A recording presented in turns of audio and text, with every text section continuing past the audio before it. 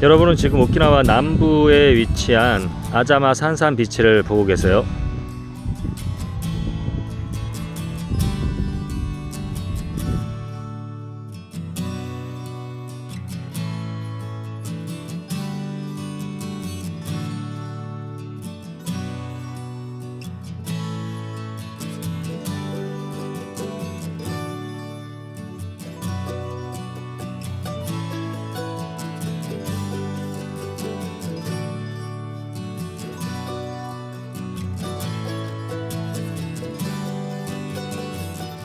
네, 안녕하십니까. 네, 20년 이상 해외에서 생활하고 있고 사업을 하고 있습니다. 그리고 일본인 아내와 국제 결혼해서 지금도 일본 오키나와에 정착해 살고 있는 나름대로 해외 경험이 풍부하다고 자부하는 국제아재예요. 반갑습니다, 여러분. 자, 오늘은 제가 늘 국제아재 트레이드 마크였던 검은색 티와 선글라스가 아니라 좀 시원한 이국적인 남방을 좀 입고 나왔습니다. 이거는 뭐냐면요, 오키나와 꽃이에요. 오키나와 꽃이 프린트되어 있는 남방입니다. 하이비스커스라고 하는 꽃인데 우리나라의 무궁화랑 굉장히 비슷하게 생겼어요. 아마 제 생각에는 잘 모르겠지만 무궁화와 같은 종이거나 같은 군이거나 뭐 이럴 것 같아요. 굉장히 비슷합니다. 아무튼 좀 시원해 보이죠?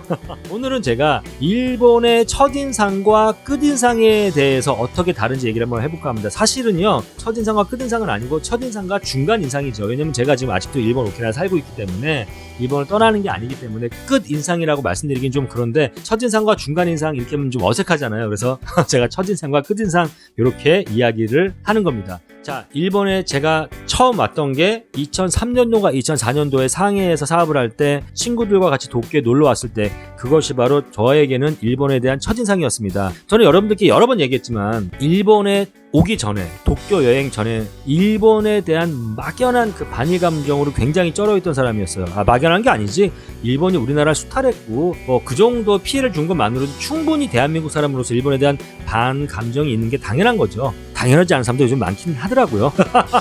자, 당연한 거죠. 근데 그래서 그 당시에 어땠냐면은 제가 일본에 오기 전에는 그냥 일본 그러면 원숭이 하면 쪽발이 뭐 이런 식으로 일본에 대해서 정말 막연하게 반일 감정이 심했던 사람인데 제가 처음으로 2000년대 초반에 도쿄에 딱 왔을 때 4박 5일인가 여행을 했던 것 같아요. 근데 그때 제가 일본에 대한 첫인상이 너무 좋았어요. 솔직히 말씀드리면 벌써 15년 이상 전이기 때문에 서울보다도 한 20년 이상 어떤 소프트웨어나 시스템까지 다 비교한다면 20년 이상 도쿄가 앞섰다는 느낌을 받았고요. 제가 살고 있던 상해와 비교한다면 그 당시 상해 지금 많이 좋아졌지만 껍데기는 훌륭했습니다. 그런데 안에 시스템과 소프트웨어는 제가 영상에서 얘기했지만 멀리서 보면은 베르사체, 가까이서 보면 베르사치, 요게 상해였거든요. 상하이 같은 경우는 제가 봤을 때 한 40년 이상 차이가 난다는 느낌을 받았어요. 솔직하게. 야, 왔더니 음식도 맛이 있고 깨끗하고 일본 사람들 좀 친절합니까? 친절하죠. 안전하죠. 그리고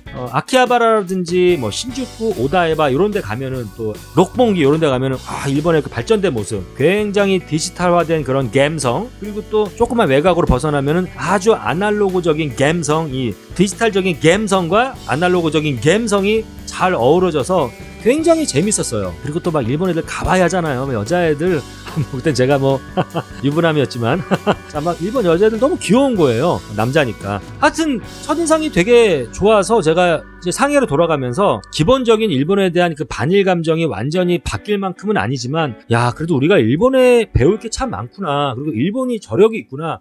굉장히 발전했구나 한국보다는. 그리고 특히나 어떠한 그 소프트웨어 그리고 사람들의 민도, 시민의식 이런 것들 굉장히 많이 제가 부러웠고 배울 게 많다는 생각을 했었어요. 그리고 나서 지금의 아내를 필리핀 보라카에서 만나가지고 연애를 하는데 제가 당시에 1년 동안 연애하면서 도쿄를 정말 미친놈처럼 옵니다. 우리 사랑하는 아내를 만나기 위해서 만나서 같이 데이트하고 여행하고 얼마나 행복했겠어요. 그러니까 너무 좋은 거예요. 와이프랑 그냥 뭐 콩깍지가 씌워서 지금도 씌워있지만 그냥 도쿄의 모든 거 일본의 모든 게 다 아름다워 보였고 사실 그랬습니다. 그래서 그때만 해도 일본에 가서 한번 살아볼까? 야, 내가 진짜 생각했던 그 일본이 아닌데 야, 이거 정말 일본 너무 재밌고 좋다 이런 생각을 하게 됐던 것 같아요. 여러분들 일본이요, 우리나라 사람들이 봤을 때 아니지 전 세계적으로 여행 만족 지수라는 게 있어요. 여행 만족 지수가 굉장히 높은 나라입니다. 우리 대한민국 사람의 입장에서만 봐도 굉장히 높아요. 자, 제가 말씀을 드릴게요. 첫 번째, 가깝습니다. 지리적으로. 그리고 아주 가성비가 좋죠. 뭐 요즘에는 이제 하늘길이 막혔지만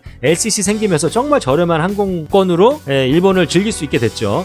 그리고 일본 음식 맛있고 깨끗하고 바가지 없고 일본 사람들 굉장히 친절합니다. 그리고 아기자기해요. 도시에 가면 아까 말씀드렸던 것처럼 모던한 감성과 복고풍의 감성이 막 잘 어우러져 있어요. 일본 같은 경우 그것조차도 되게 좋은 거예요. 야, 얘네들은 이렇게 전통적인 또 아날로그적인 걸 잘 보존하면서 나름대로 또 이렇게 디지털화 되고 있구나. 지금 생각해보면 변화를 두려워하고 애들이 생각이 고리타분하고 도전하지 않고 뭐 이런 거였는데 그때는 이제 그랬어요. 야, 이런 걸 잘 보존하는구나.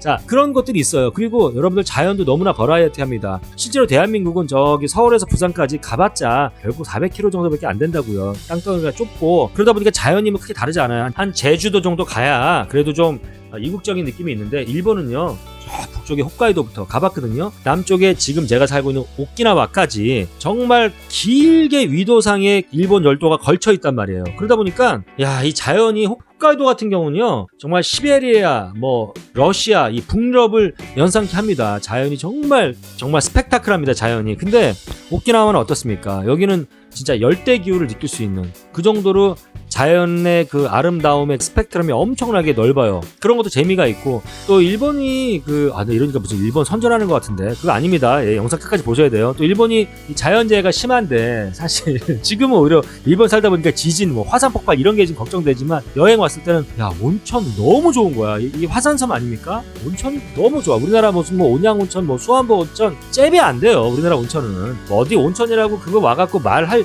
때 너무너무 좋은 거예요. 그런 게. 그래서 맛이 있지, 깨끗하지, 사람들 친절하지, 정말 거기다 또 아내의 나라고 뭐 이런 것 때문에 제가 너무너무 일본에 대한 그 호감도가 높았던 사람이에요. 물론 기본적인 반일 정서는 당연히 깔고 가지만, 그런데 이제 일본에 정착한 지가 1년 됐습니다. 근데 1년 되니까 정말 처음에 그 첫인상이 하나둘씩 깨지기 시작하는 거예요. 제가 영상에도 여러 번 얘기했지만 일본의 어떠한 문제점들, 뭐 관료주의, 일본 사람들의 너무나 오바하는 그 남을 배려하는 그런 것들, 그러니까 이게 친절하고 막 남을 배려하는 것이 이제는 너무 오바하니까 저 자신이 너무 답답한 거예요. 그것도. 그리고 아까 말씀드렸던 것처럼 일본 사람들이 변화를 두려워하고 도전하지 않는 도전 의식이 없다라는 거. 일본 젊은 애들의 눈빛을 보면 이렇게 막 창의적이고 도전적이고 막 어떤 젊음의 어떤 에너지가 막 느껴지고 발산되는 애들이 아니라 정말 무슨 세상 다 산 애들 같아요. 일본 애들 보면 멍해갖고. 왜냐면 꿈이 없거든요, 애들은. 그러니까 그런 모습들, 그리고 또 굉장히 좀 위축되어 있는 사람들, 이제 이런 모습들, 그리고 이 정부나 대기업이 소비자라든지 국민을 대할 때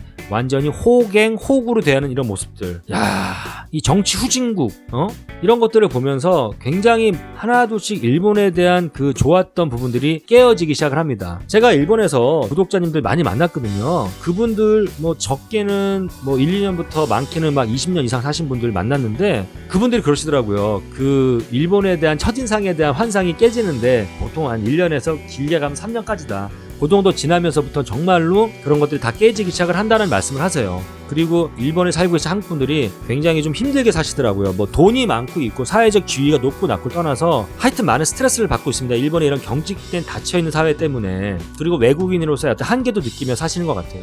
물론 그 중에서는 굉장히 일본 생활에 만족하고 있고 일본을 감사하면서 한국에는 절대 안 간다, 일본이 훨씬 좋다, 일본으로 국적까지 귀화해 사시는 그런 분들도 계시지만, 제가 봤을 때 특히 이제 저보다 조금 더 젊은 세대들, 지금 40대, 30대, 뭐 20대까지 이런 분들은 이렇게 일본에 대한 어떠한 첫인상에 대한 환상을 갖고 왔다가 살면 살수록 여러 면에서 실망스러운 모습들을 보고, 또 어쨌든 한일 감정에 대한 기본적으로 깔고 가는 스트레스가 있거든요. 우울함이 있단 말이에요. 그런 부분들까지 같이 가면서 굉장히 좀 어렵게 힘들게 살아가시는 분들이 많다라는 거죠.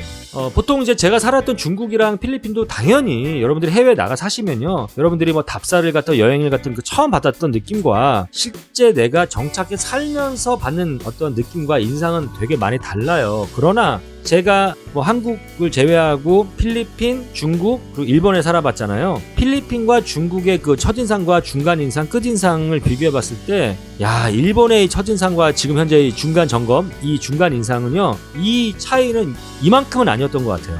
근데 저는 벌써 1년밖에 안 됐지만 제가 일본을 경험한 거는 제가 늘 말씀드리지만 다 해봤자 2년이다. 그리고 정말 정착해 산 거는 1년이다. 그러니까 제가 일본을 제대로 경험하는 건 지금 1년인 것 같아요. 정말 많이 다르다. 그리고 많은 분들이 그냥 단순히 이렇게 여행을 많이 오셨었잖아요. 한국에서. 저는 그게 당연하다고 봐요. 진짜 우리 일본의 한류가 있잖아요. 뭐 K-팝, K-드라마, K-영화, 뭐 화장품, 여러 가지 한국 먹거리 이런 것들이 되게 인기가 많은 것처럼 우리 한국에도 인류가 있었던 것 같아요. 여행 쪽으로. 뭐 1년에 거의 1000만 명 가깝게 되시는 분들이 일본을 방문했잖아요. 그만큼 일본의 그 여행에 대한 팬들이 많았었어요. 한국에. 저는 그것도 이해가 됩니다. 정말 좋거든요. 그래서 제가 가끔 이렇게 일본에 대한 좀 부정적인 영상을 올렸을 때 일본이 정말 친절한데 왜 그러세요 아재님 이러신 분들이 꽤 계신데 저는 여러분께 감히 말씀드리고 싶은데 여러분들이 그냥 일본에 여행 몇 번 오신 거 가지고 수박 겉핥기식으로 일본을 보시고 그 첫인상을 가지고 일본을 판단하지 않으셨으면 좋겠습니다.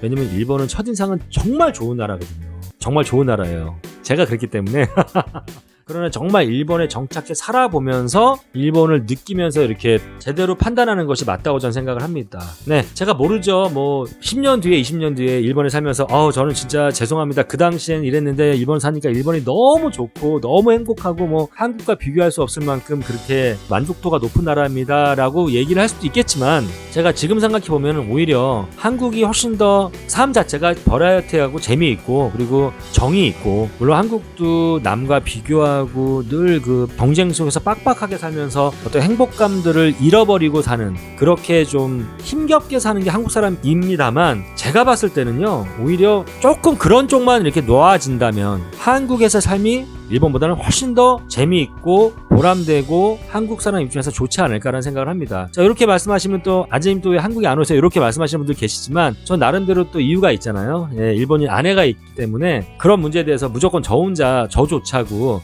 결정할 수 있는 문제는 또 아니라고 생각은 듭니다만 아무튼 저는 한국에서 충분히 살 수도 있다고 생각이 들어요. 언젠가는. 자, 오늘 영상 여러분들 재미있거나 공감이 가십니까? 네 그러면 좋아요와 구독 눌러주시고요. 네 국자재 일본 이야기는 계속됩니다. 괜찮나요?